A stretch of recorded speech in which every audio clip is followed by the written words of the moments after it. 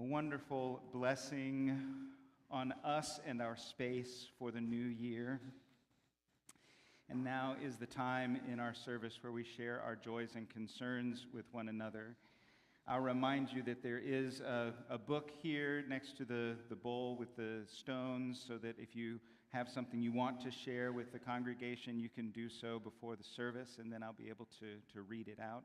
If you're joining us online today, then I invite you to put any joys or concerns you want to share with the congregation in the comments below.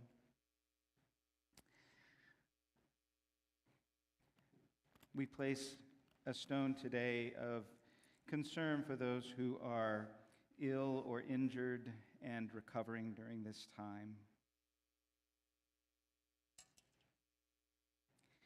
We place a stone of grief for those loved ones that we might have lost over this holiday season.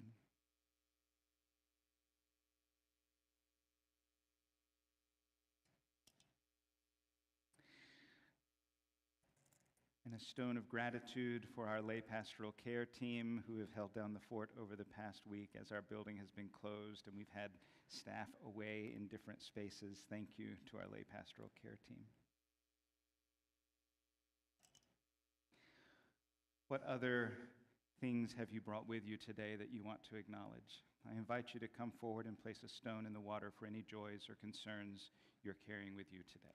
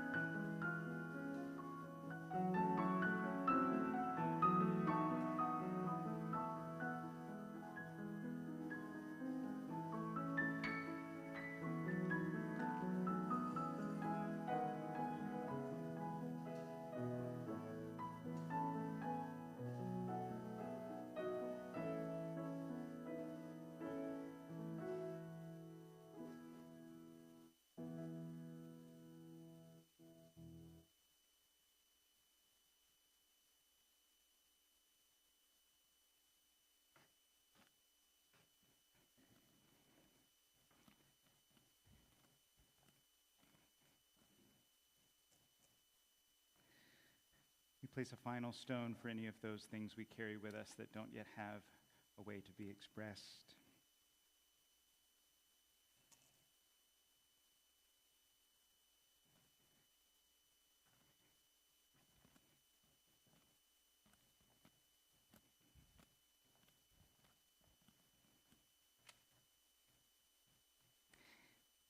We have a bit of an unusual service today.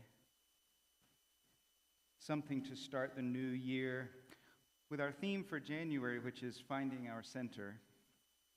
And I think for some of that, we'll be talking about finding our center as a community. Maybe even as Unitarian Universalists, we'll talk about what it means to return to our center or be able to identify our center. But the first element of that, I think, is being able to find our personal center. And there are a lot of things that tug at us in different directions. Some of them are really, really worthy things. Some of them are things that demand our attention because we care about them and we see a need, and we might get even drawn off balance by things that we care about. So I want to invite you to set aside whatever resistance you have to the idea of the divine as we invite the divine into this space and into this conversation. And you may not have any resistance to it at all. When you hear the word God, you may have a clear, comforting image of what that means.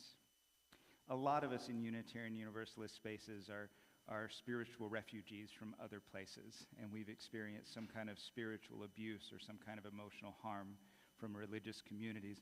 Language of reverence can be really painful for a lot of us. So in this time, if God or Goddess does not work for you, maybe think of the divine as some other external to you. Something like nature personified for some of you might work really, really well. But it doesn't even have to be external to you. When we think about the divine, we might think about that part of ourselves that knows us best. That deepest part of ourselves that doesn't have all of the anxieties that we worry about every day, that trusts that we know what we need to know, and that trusts that our values will lead us in the right direction. That part that I might call a deepest, most noble self. Maybe that's what the divine is that you want to invite into this space. Whatever that looks like for you is okay. There's not a right answer to what the divine means. There's not a wrong answer either.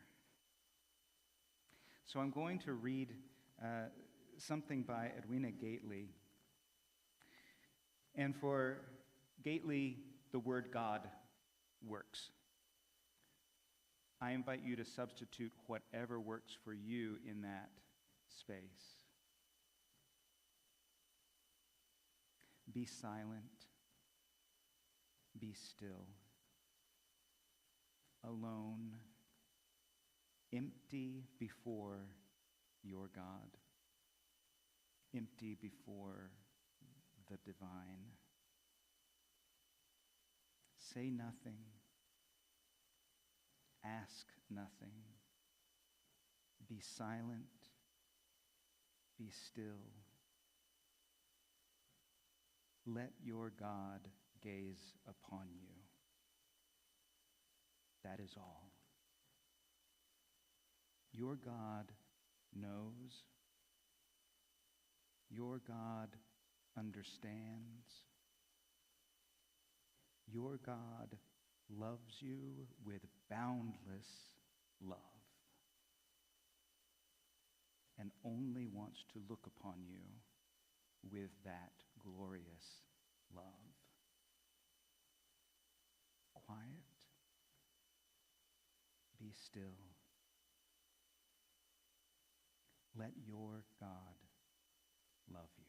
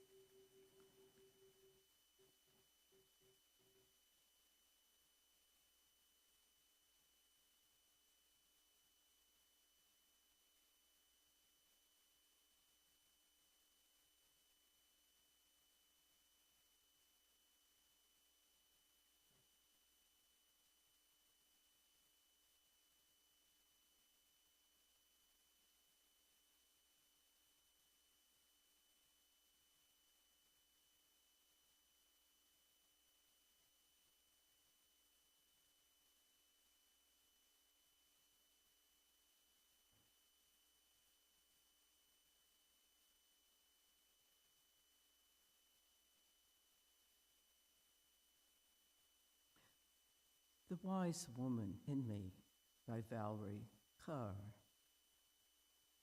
I believe that deep wisdom resides within each of us. Some call this voice by different sacred names: Spirit, God, Jesus, Allah, Buddha nature, Waheguru. Others think of this voice as the intuition, when in a calm state of mind. Whatever name we choose, listening to our deepest wisdom requires disciplined practice. The loudest voices in the world right now are ones running on the energy of fear, criticism, cruelty. But I must not lose myself at the feet of others. My most vigilant spiritual practice is finding the seconds of solitude to get quiet enough to hear the wise woman in me.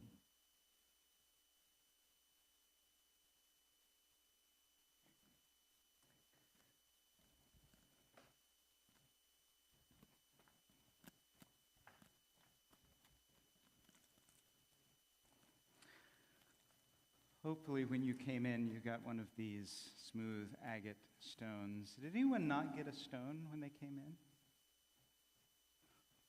You conveniently located yourselves close to the front.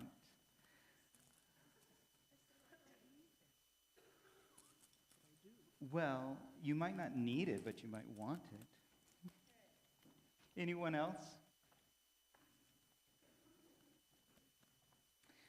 You might remember Valerie Kaur from our summer program. We did several sessions over the summer that were taken from Valerie Kaur's book.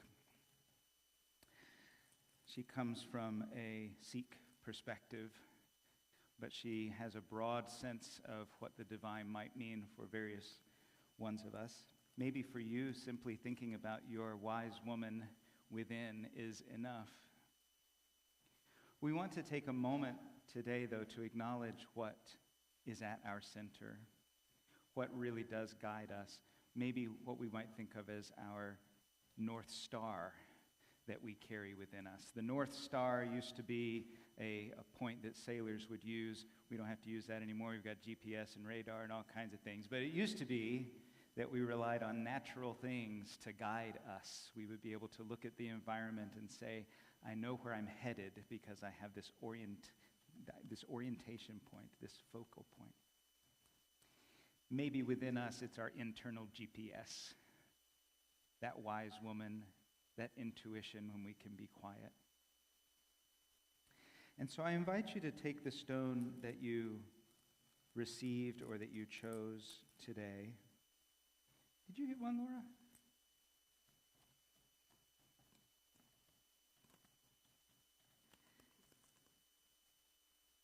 Just consider that this might be just a physical manifestation of that center. It's little, I know, but hold it in your hand for a moment and think about if that wise woman looks upon you with wise, honest eyes of love. If your God looks upon you with wise, honest eyes of love, what do they see? What is it about you?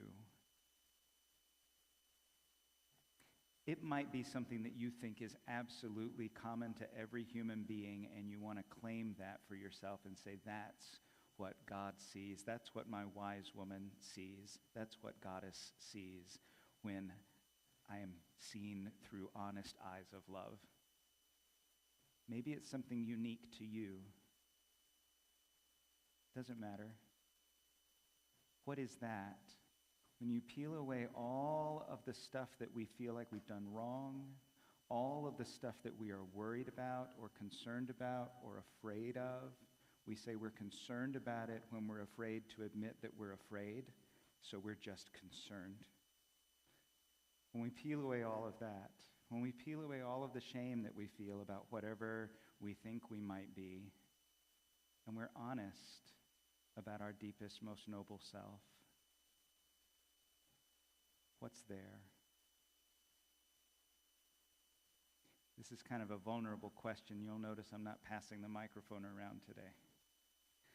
But this stone can represent that for you. For some of you, you'll put this maybe in the little cup holder in your car and you'll forget about it, and that's fine. For some of you, you might put this stone on your dresser and think about it for the next week, and that's fine too. For some of you, it might be something that you put in a prominent place as a reminder, so that when you feel like you are not enough, or when you doubt your own inherent worth and dignity, you can remember this capacity that you have to step outside of yourselves for just a moment and to say, if I were to look on myself with divine love, honest, not making things up about ourselves, not pretending to be something that we're not, but honest, wise, divine love, what would I see?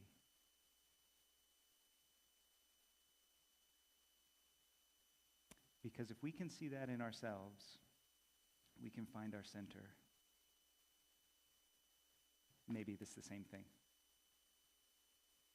And if we can find our center in that way, maybe we can look upon others with eyes of divine love a little more easily as well. I've done a lot of talking to give you time to kind of orient yourselves to this possibility, but we'll allow just a few minutes of quiet for you to consider what this stone might represent for you, that which is at your center, that which roots you and guides you like a North Star.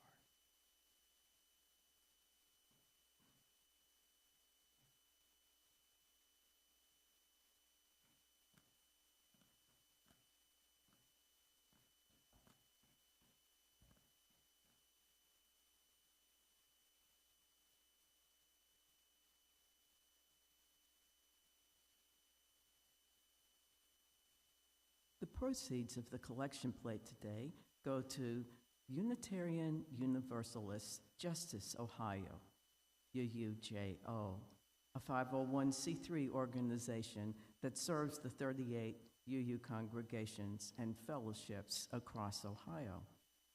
The mission is to offer education, advocacy, and action consistent with Unitarian Universalist religious principles, and to witness with and on behalf of marginalized groups and individuals. Mark Bruno from the Coalition on Homelessness and Housing in Ohio has this to say: the folks in UUJO do what many can't or won't. They show up. They'll lend their time, their space, and anything else they might have to give to their community. UUJO is the best kind of religious institution because they focus on the service. It's been an amazing experience to work alongside them and watch their footprint continue to grow. So you can either drop your donation in the plate when it comes your way or donate via Cash App. Our handle is $, all caps, UUCC 44122. Please include 11 UUJO on the note line. Please give generously within your means.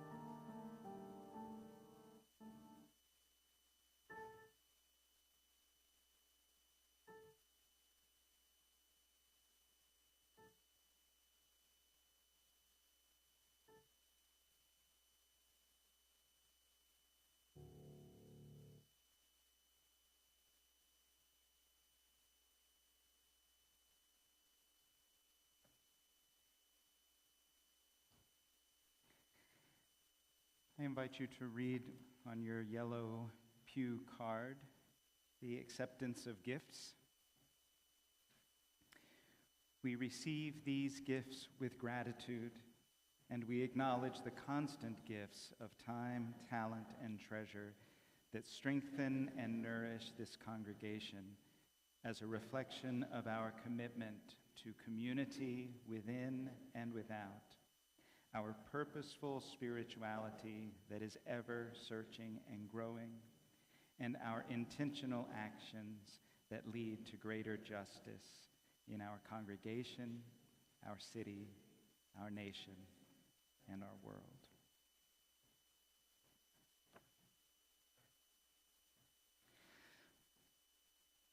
Maybe you found it really easy. Maybe when I asked, what is it that's at your center, when you look at yourself through eyes of divine love, or when you think of a divine mother or a divine father or nature or your wise woman, whatever that is for you, when you think of that part of you or part of the world or the universe looking at you through eyes of divine love, maybe you were able to name that worthiness really easily. Maybe it's something you do a lot in your spiritual practices. Maybe you come home to that really easily. But I think for most of us, there are things that get in the way of seeing that it's important for us to take time to imagine the divine looking at us through eyes of love or tapping into our wise woman, because there are a lot of things that get in the way. There are a lot of clouds that obscure where that North Star might be for us. And some of those things are things that we haven't done to ourselves. They're just things that are around us. Maybe it's things in society. We are told that we are not good enough for one reason or another. There's a lot of stuff that we are told in the media that we're not directly told, but it looks like if we don't have the right things or earn the right amount of money or look the right way or have the right clothes or wear the right perfume, then we are somehow less worthy than other people.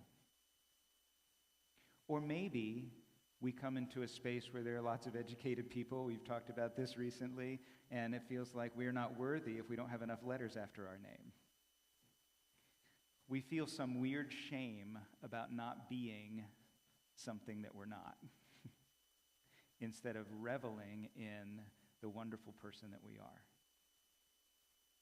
So you have some flash paper. Again, I'll pass a little bit out if you got through the door without snagging any flash paper. I'm guessing it's the same folks that got through the door without snagging an agate stone. You turned it down. Now, I'm not going to let you get away with that. Anyone else need a piece of flash paper? There are pens in the pew rack if you don't have a writing utensil of your own. I thought I would have to have special writing utensils for this, but I don't. And I'm going to tuck this away from fire.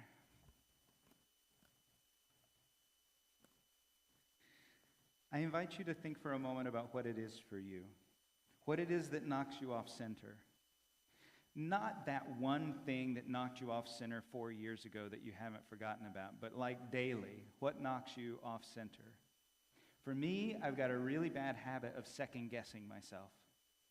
I remember when I was in school, I would doubt that I had earned a good grade because I thought that everybody in the room probably got good grades because the professor was just being generous. And so I felt like it wasn't really anything that I had accomplished. I got lucky, or the professor had just eaten lunch and was feeling very satisfied when they looked at my paper. I didn't give myself a lot of credit. And then I started asking professors. You don't have to tell me who, but can you tell me how many A's there were in the class? How many B's there were in the class? How did this go, Did I really do a stellar job and I'm not admitting that to myself?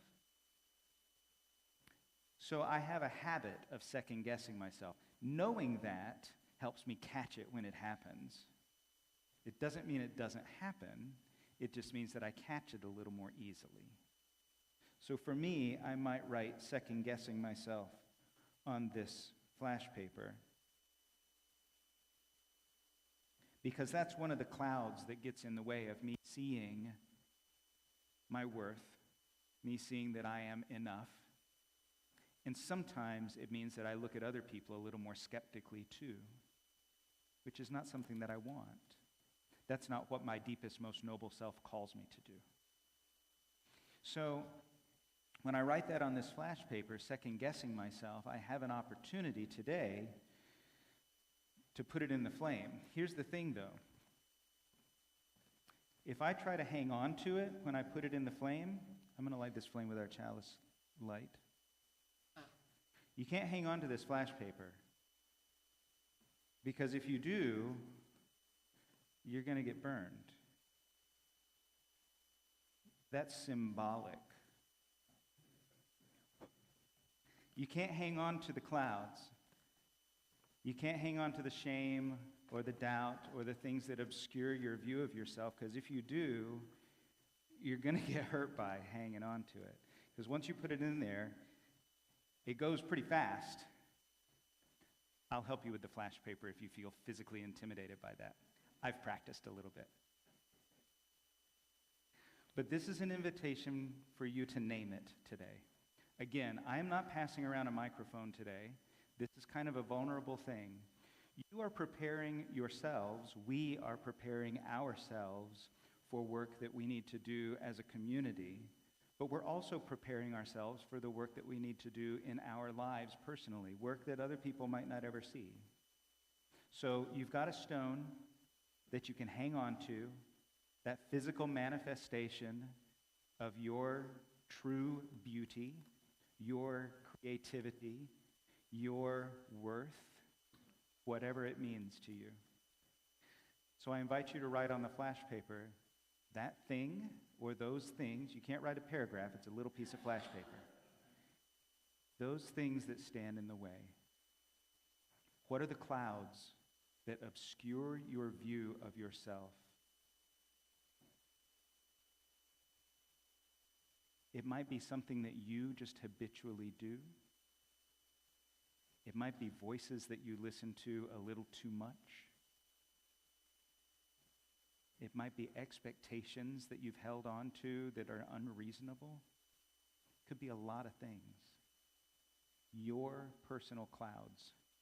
What obscures your view of seeing yourself through eyes of divine love?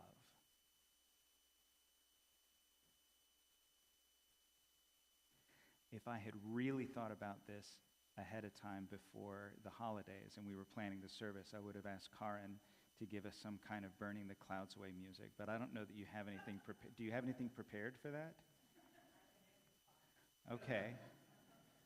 As you are ready, just as we do with the Joy and Concern stones, I invite you to come forward and place those clouds in the fire, whatever you've written on that flash paper.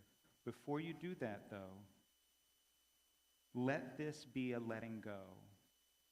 Don't just perform the act and say, we did the thing in church today and now we're going to go and have lunch. Let this be a letting go so that when you walk out of here, you don't carry it with you again. You have an opportunity to leave something here today. So when you are ready, I invite you to come forward. If you want a little help, if you're intimidated by how fast it's going to go, then I will help you with that. And Karen will provide us some improvised Burning the Clouds Away music.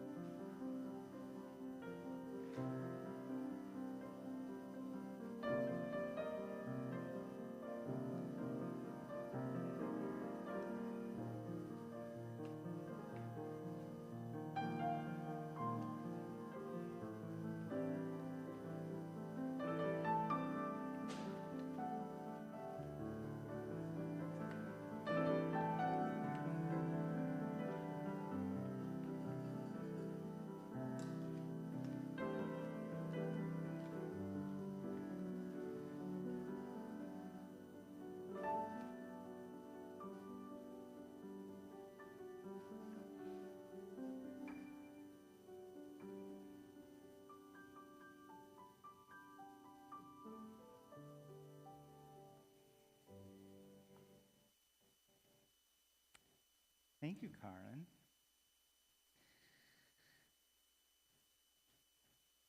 You might have noticed that a few people stuck around to make sure that it was completely gone. And it is. There's nothing left here. You might still have something left here, and that's okay. What I love about moments like this and ceremonies like this is that hopefully they stand out in our minds for a little while at least. So when that cloud comes back over and I start second-guessing myself again, or you start feeling that weird shame about something that you have no reason to be ashamed of, or you start having that fear about what other people are seeing that you don't really need to be afraid of, hopefully you can remember, oh, right, I burned this up. I let go of this. And then you can let go of it again. Maybe you do your own ceremony. I don't know. Sometimes we need a little bit of help like that. But maybe just the memory of this moment and remembering, oh, that's right. I burned that up already. Will give you the opportunity to let go of it again. And the more we get in the habit of letting those things go, the easier it becomes to let them go. Which means it becomes easier for us to see that stone. Where did I put mine? It becomes easier for us to see ourselves more clearly so that we can see ourselves through eyes of divine love rather than all of those other things that obscure us. And when we can do that, we might be able to see one another through eyes of divine love a little more clearly. May it be so. We are going to sing together a song from the Teal Hymnal. It's number 1007. There's a river flowing in my soul. You may not need the hymnal for this one, but if you find comfort in having the hymnal, it's number 1007.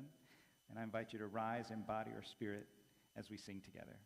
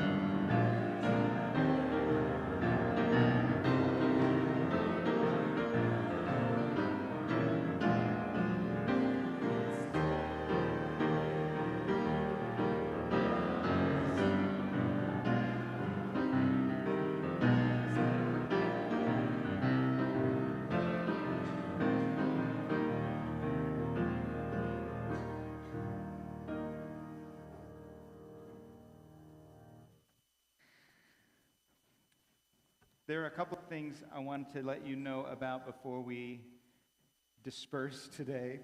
And the first is, next week is going to be another big week where we have our meal after the service. I don't know exactly what it's going to be, but thus far, nobody has been disappointed that I've heard about. So we're going to have a meal together. We're going to talk a little more about our congregational covenant and the things that we need from one another in order to be co-creating beloved community. We talked about our values last month. We're going to talk about some specific ways that we put those into action this month.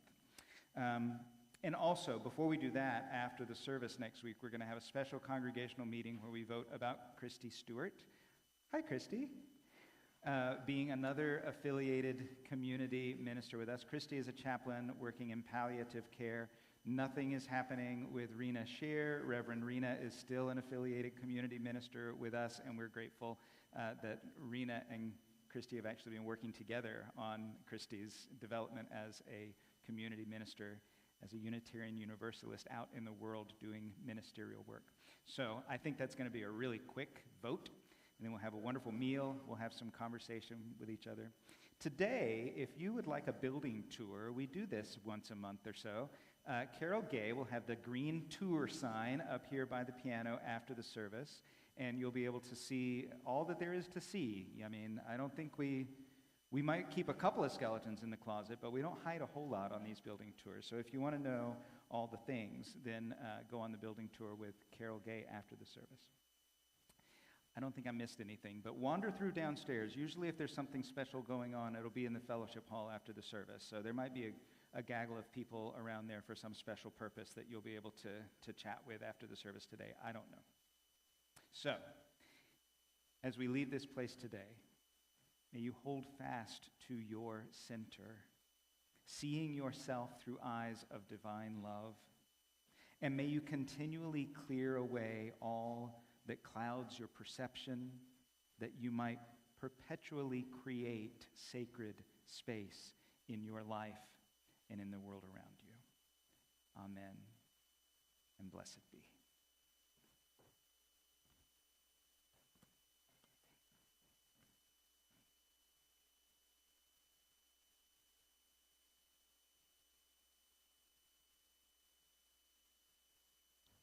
Extinguishing the chalice. We extinguish this flame, but not the light of truth, the warmth of community, or the fire of commitment. These we carry in our hearts until we are together again.